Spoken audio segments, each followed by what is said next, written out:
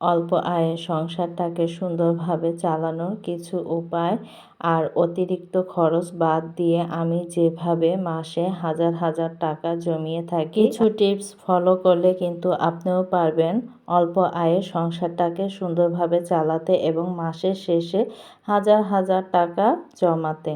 আসসালামু আলাইকুম এভরিওয়ান, আপনারা সবাই কেমন আছেন? আশা করি ভালো আছেন। আমিও আল্লাহর অশেষ রহমতে ভালো আছি।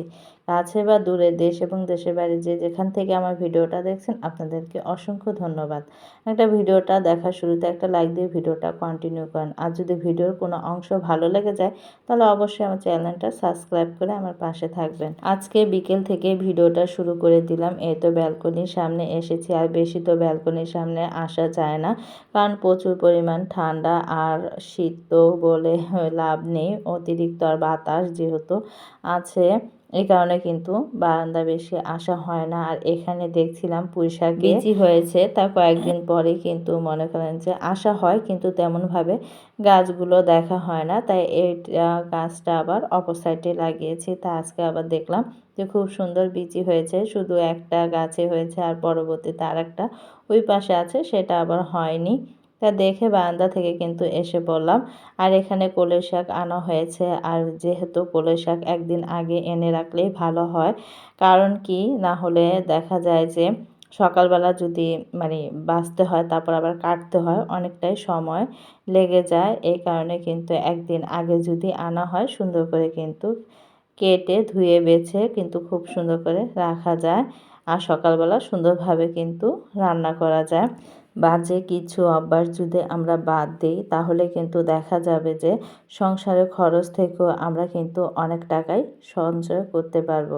কিভাবে করব? কারণ কি আমাদের মধ্যবিত্তদের অল্প আয়, সেই আয় থেকে আমরা যদি সুন্দরভাবে আমাদের সংসারটাকে যদি অল্প আয়ে চালাই, আর অল্প আয়ে চালাতে গেলে কিন্তু আমাদেরকে সুন্দরভাবে একটা লিস্ট করতে হবে, কারণ আমরা কিন্তু ব্যয় হিসাবেভাবে যদি আমরা চলাফেরা করি অল্প আয়ে তাহলে কিন্তু আমাদের মাসেই চলবে না, খুবই কষ্ট হয়ে যাবে। এই কারণে কিন্তু সব কিছুই অল্প আয়ে আমাদের শুরুতে একটা লিস্ট করতে হবে, প্রত্যেক মাসের, প্রত্যেক সপ্তাহ এবং কি প্রতিদিনের একটা হিসেবে তালিকা আনতে হবে। তাহলেই কিন্তু আমরা সংসারটাকে সুন্দরভাবে চালাতে পারবো এবং অল্প আয়ে।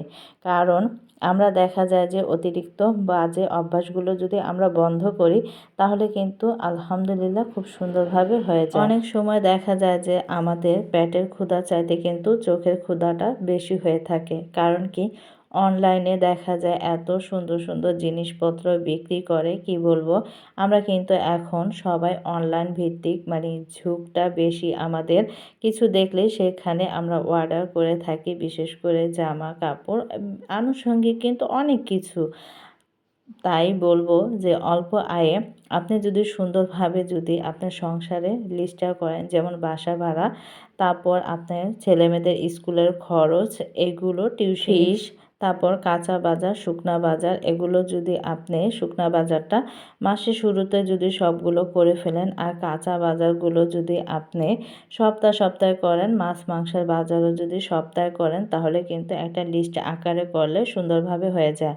আর প্রতিদিন আপনি কি খাবেন একটা সপ্তাহ যদি আপনি লিস্ট করেন যে আজকে 2 দিন আমি মাছ খাবো, একদিন মাংস খাবো, একদিন বা 2 দিন আমি মানে ভাজি ভর্তা যদি আইটেম করি, তাতেও কিন্তু খুব সুন্দরভাবে আমাদের হয়ে যায়। আমরা কিন্তু একঘেয়েমি খাবার বেশি পছন্দ করি না। দেখা যায় বিভিন্ন স্বাদে বিভিন্ন রকমের যদি খাবার হয় এক এক দিন, তাহলে কিন্তু মুখের টেস্টটা ঠিক থাকে, কারণ কি একঘেয়েমি খাবার খেতে খেতে আমাদের কিন্তু ভালো লাগে না। আর বাচ্চাদের ক্ষেত্রে দেখা যায় ওরা কিন্তু অনেক কিছু খেতে চায় না, তো ওদের তালিকায় যদি আমরা, ওরা যা পছন্দ করে, বাচ্চারা বেশিরভাগ ক্ষেত্রেই কিন্তু ডিম আর মুরগিটাই পছন্দ করে, ওদের জন্য যদি এক্সট্রাভাবে ডিম আর মুরগি আনা হয় এবং কি এর পাশাপাশি আমরা যা খাবো তাই কিন্তু খাওয়াতে হবে, শুধু ডিম আর মুরগি খাওয়ালে হবে না, তাহলে কিন্তু মনে করেন বাচ্চারা কিন্তু পুষ্টি পাবে না। আমরা যা খাই তাই কিন্তু এগুলোর পাশাপাশি খাওয়াতে হবে। দেখা যায় যে মুরগি মাংসটা হলে যদি একটা দুইটা সবজি দেই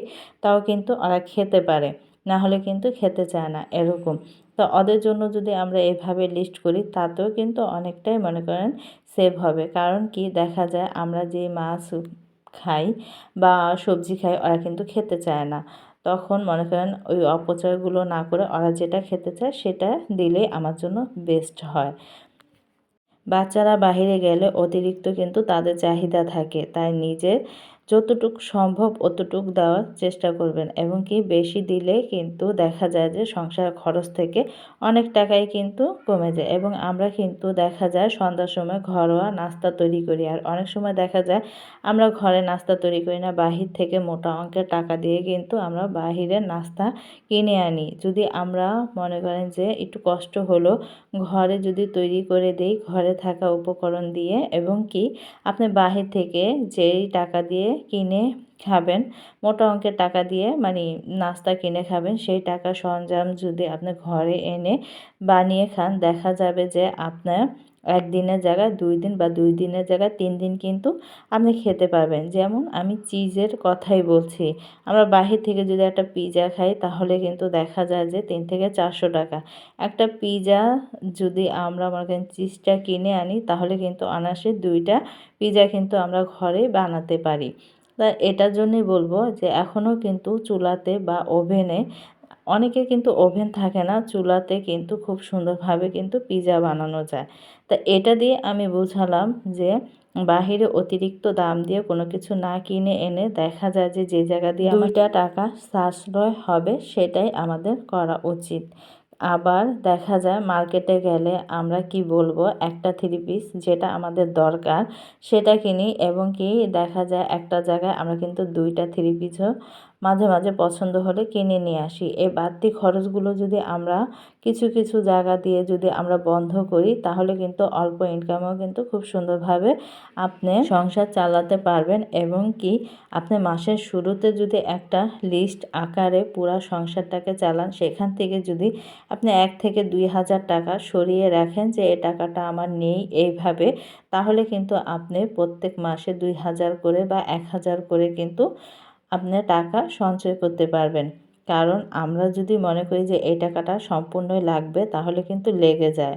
আর যদি মনে করি যে না, আমি এই অল্প টাকায় আমি কিছু টাকা সেভ করব এবং কি আমি খুব সুন্দরভাবে হিসেব করে সংসারটাকে চালাবো, তাহলেও কিন্তু আপনি পারবেন।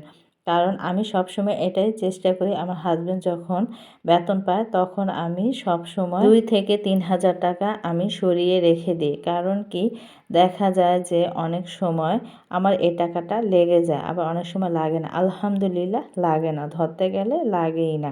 আমি এটা মনে করি যে এই টাকাটা নেই, এভাবে করে কিন্তু আমি রেখে দিই এবং কি মাসের শেষে আমি কিন্তু মনে করেন পুরা মাস থেকে আমি 2 থেকে 3,000 টাকা আমি কিন্তু সঞ্চয় করে থাকি এবং সংসারের খরচ থেকে। তা আপনারাও কিন্তু এভাবে করবেন, আলহামদুলিল্লাহ একটা ভালো একটা রেজাল্ট পাবেন। কারণ কি 2-3,000 টাকা যদি মাসের শেষে একটা সঞ্চয় হিসেবে আমার থাকে বা আমি জমিয়েছি যদি থাকে, তাহলে দেখা যায় যে অনেক কিছুই করা যায়। তা এটাই বলবো যে অল্প ইনকামেও সুন্দরভাবে সংসার চালানো যায়। একটু হিসেব আর বুদ্ধি করে চললে আপনিও পারবেন, যেমন আমি পারছি আলহামদুলিল্লাহ। আর এখানে দেখেন আমি আলুর দম বানিয়েছি, তা খেয়ে নিলাম, অনেক মজা হয়েছে। তা ভিডিওটা আর বড় করব না, সবাই ভালো থাকবেন, আল্লাহ হাফেজ।